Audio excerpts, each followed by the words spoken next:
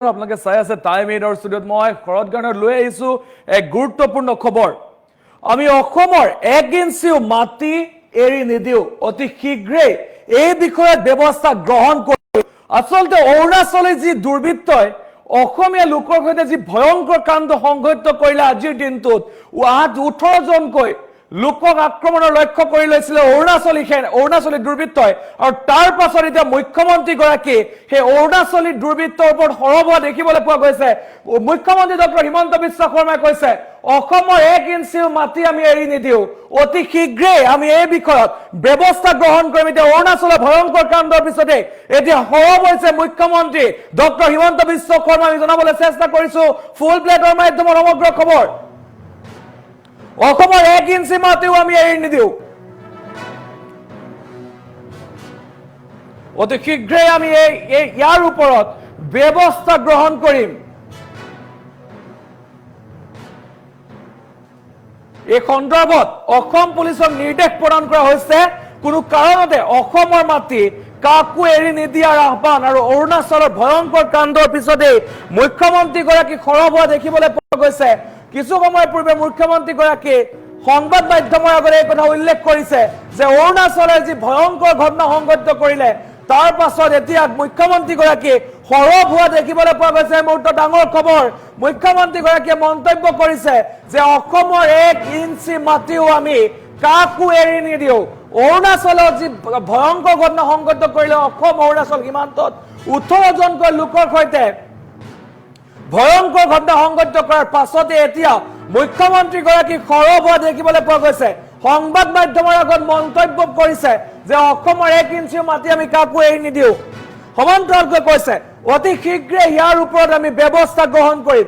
আজিৰ যি ভয়ংকৰ ঘটনা, সেই ভয়ংকৰ ঘটনাৰ ওপৰত আমি ব্যৱস্থা গ্ৰহণ কৰিম। আৰু এই সন্দৰ্ভত আৰক্ষীক নিৰ্দেশ প্ৰদান কৰিছে আৰু ইতিমধ্যে নিৰাপত্তাৰক্ষী মোতায়েন কৰিবলৈ নিৰ্দেশ দিছে যে আৰু অধিক নিৰাপত্তাৰক্ষী মোতায়েন কৰিব লাগে অসম অৰুণাচল সীমান্তত। আমি জনাইছো এই মুহূৰ্তৰ খবৰ আমি জনাবলৈ চেষ্টা কৰিছো। অসম অৰুণাচল সীমান্তৰ উত্তেজনাৰ মাজতে মুখ্যমন্ত্ৰী ডক্টৰ হিমন্ত বিশ্ব শৰ্মা সৰব হোৱা দেখিবলৈ পোৱা গৈছে। মুখ্যমন্ত্ৰী গৰাকীয়ে কৈছে যে আমি 1 ইঞ্চি মাটি আমি কাকো এৰি নিদিও, কাকো 1 ইঞ্চি মাটি এৰি নিদিয়া নহয়, উচিত প্ৰত্যুত্তৰ দিয়া হ'ব। ইয়াৰ ওপৰত বিচাৰ বিবেচনা কৰা হ'ব। অৰুণাচলৰ দুৰ্বৃত্তই যি ভয়ংকৰ ঘটনা কৰিলে সেই ভয়ংকৰ ঘটনাৰ পিছতে মুখ্যমন্ত্ৰী গৰাকী সৰব হোৱা দেখিবলৈ পোৱা গৈছে। কিছু সময় পূৰ্বে সংবাদ মাধ্যমৰ আগত মন্তব্য কৰিছিলে মুখ্যমন্ত্ৰী গৰাকীয়ে, লগতে কৈছিলে যে মই অসম আৰক্ষীক নিৰ্দেশ প্ৰদান কৰিছো অতি শীঘ্ৰেই এই ঘটনাৰ ওপৰত উচিত তদন্ত হ'ব লাগিব, উচিত তদন্ত কৰিবলৈ দিছে। সমান্তৰালকৈ কৈছে নিৰাপত্তাৰক্ষী বঢ়াবলৈ কাঢ়া নিৰ্দেশ প্ৰদান কৰিছে আৰু আহ্বান জনাইছে যে অসম অৰুণাচল সীমান্তত নিৰাপত্তাৰক্ষী অধিক মোতায়েন কৰিবলৈ নিৰ্দেশ প্ৰদান কৰিছে। যিহেতু অসম অৰুণাচল সীমান্তত যি ভয়ংকৰ ঘটনা সংঘটিত হ'ল, অসমীয়া লোকক যি দুৰ্বৃত্তই আক্ৰমণ কৰিলে, 18 জনকৈ অসমীয়া লোকক দুৰ্বৃত্তই আক্ৰমণৰ লক্ষ্য কৰি লৈছিল। তাৰ পাছত এতিয়া অসম অৰুণাচল সীমান্তত চেপা উত্তেজনাই বিৰাজ কৰিছে আৰু তাৰ মাজতে মুখ্যমন্ত্ৰী গৰাকী এতিয়া সৰব হোৱা দেখিবলৈ পোৱা গৈছে। অৰুণাচলৰ ঘটনাৰ পিছতে এতিয়া সৰব হোৱা দেখিবলৈ পোৱা গৈছে মুখ্যমন্ত্ৰী গৰাকীক। লগতে মন্তব্য কৰিছে 1 ইঞ্চি মাটিও কাকো এৰি নিদিয়াৰ মন্তব্য কৰিছে মুখ্যমন্ত্ৰী গৰাকীয়ে। এই মুহূৰ্তত ডাঙৰ খবৰ আমি জনাবলৈ চেষ্টা কৰিছো। অসম অৰুণাচল সীমান্তৰ ঘটনাৰ পিছতে এতিয়া সৰব হৈছে মুখ্যমন্ত্ৰী ডক্টৰ হিমন্ত বিশ্ব শৰ্মা। কিছু সময় পূৰ্বে সংবাদ মাধ্যমৰ আগত মন্তব্য কৰি কৈছে এসমূহ কথা যে অসমৰ 1 ইঞ্চি মাটি কাকো এৰি দিয়া নহব আৰু যি ঘটনা সংঘটিত হ'ল ইয়াৰ ওপৰত তদন্ত কৰা হ'ব, দোষী কোন ইয়াৰ ওপৰত তদন্ত কৰা হ'ব, দোষী গোষ্ঠীক শিক্ষা দিয়া হ'ব, এনেধৰণৰ মন্তব্য কৰা দেখিবলৈ পোৱা গৈছিলে।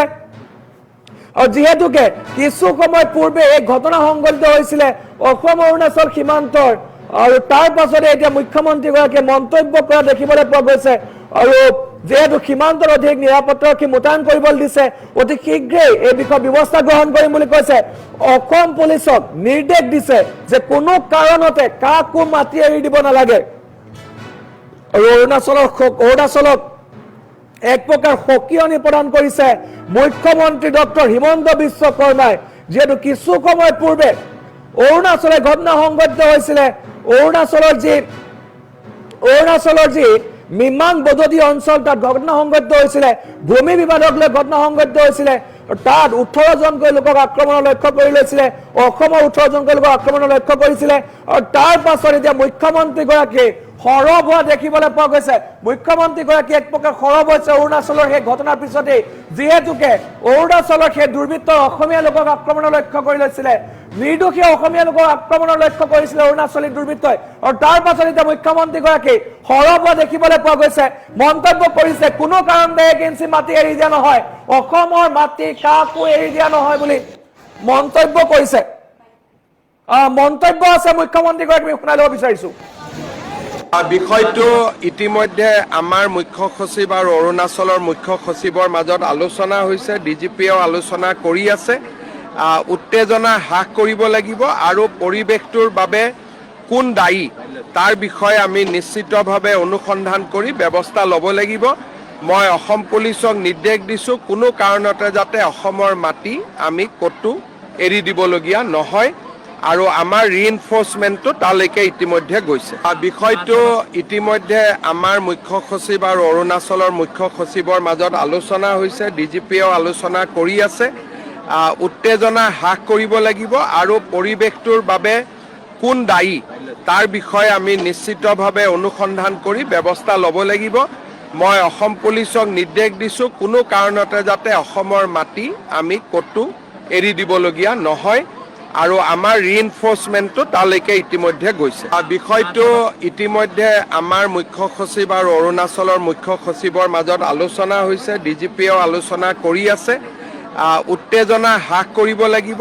আৰু পৰিৱেশটোৰ বাবে কোন দায়ী তাৰ বিষয়ে আমি নিশ্চিতভাৱে অনুসন্ধান কৰি ব্যৱস্থা ল'ব লাগিব মই অসম পুলিচক নিৰ্দেশ দিছোঁ কোনো কাৰণতে যাতে অসমৰ মাটি আমি ক'তো এৰি দিবলগীয়া নহয় আৰু আমাৰ ৰিইনফোৰ্সমেন্টটো তালৈকে ইতিমধ্যে গৈছে বিষয়টো ইতিমধ্যে আমাৰ মুখ্য সচিব আৰু অৰুণাচলৰ মুখ্য সচিবৰ মাজত আলোচনা হৈছে ডিজিপিয়েও আলোচনা কৰি আছে উত্তেজনা হ্ৰাস কৰিব লাগিব আৰু পৰিৱেশটোৰ বাবে কোন দায়ী তাৰ বিষয়ে আমি নিশ্চিতভাৱে অনুসন্ধান কৰি ব্যৱস্থা ল'ব লাগিব মই অসম পুলিচক নিৰ্দেশ দিছোঁ কোনো কাৰণতে যাতে অসমৰ মাটি আমি ক'তো এৰি দিবলগীয়া নহয় আৰু আমাৰ ৰিইনফোৰ্সমেন্টটো তালৈকে ইতিমধ্যে গৈছে বিষয়টো ইতিমধ্যে আমাৰ মুখ্য সচিব আৰু অৰুণাচলৰ মুখ্য সচিবৰ মাজত আলোচনা হৈছে ডিজিপিয়েও আলোচনা কৰি আছে উত্তেজনা হ্ৰাস কৰিব লাগিব আৰু পৰিৱেশটোৰ বাবে কোন দায়ী তাৰ বিষয়ে আমি নিশ্চিতভাৱে অনুসন্ধান কৰি ব্যৱস্থা ল'ব লাগিব মই অসম পুলিচক নিৰ্দেশ দিছোঁ কোনো কাৰণতে যাতে অসমৰ মাটি আমি ক'তো এৰি দিবলগীয়া নহয় আৰু আমাৰ ৰিইনফোৰ্সমেন্টটো তালৈকে ইতিমধ্যে গৈছে বিষয়টো ইতিমধ্যে আমাৰ মুখ্য সচিব আৰু অৰুণাচলৰ মুখ্য সচিবৰ মাজত আলোচনা হৈছে ডিজিপিয়েও আলোচনা কৰি আছে উত্তেজনা হ্ৰাস কৰিব লাগিব আৰু পৰিৱেশটোৰ বাবে কোন দায়ী তাৰ বিষয়ে আমি নিশ্চিতভাৱে অনুসন্ধান কৰি ব্যৱস্থা ল'ব লাগিব মই অসম পুলিচক নিৰ্দেশ দিছোঁ কোনো কাৰণতে যাতে অসমৰ মাটি আমি ক'তো এৰি দিবলগীয়া নহয় আৰু আমাৰ ৰিইনফোৰ্সমেন্টটো তালৈকে ইতিমধ্যে গৈছে বিষয়টো ইতিমধ্যে আমাৰ মুখ্য সচিব আৰু অৰুণাচলৰ মুখ্য সচিবৰ মাজত আলোচনা হৈছে ডিজিপিয়েও আলোচনা কৰি আছে উত্তেজনা হ্ৰাস কৰিব লাগিব আৰু পৰিৱেশটোৰ বাবে কোন দায়ী তাৰ বিষয়ে আমি নিশ্চিতভাৱে অনুসন্ধান কৰি ব্যৱস্থা ল'ব লাগিব মই অসম পুলিচক নিৰ্দেশ দিছোঁ কোনো কাৰণতে যাতে অসমৰ মাটি আমি ক'তো এৰি দিবলগীয়া নহয় আৰু আমাৰ ৰিইনফোৰ্সমেন্টটো তালৈকে ইতিমধ্যে গৈছে বিষয়টো ইতিমধ্যে আমাৰ মুখ্য সচিব আৰু অৰুণাচলৰ মুখ্য সচিবৰ মাজত আলোচনা হৈছে ডিজিপিয়েও আলোচনা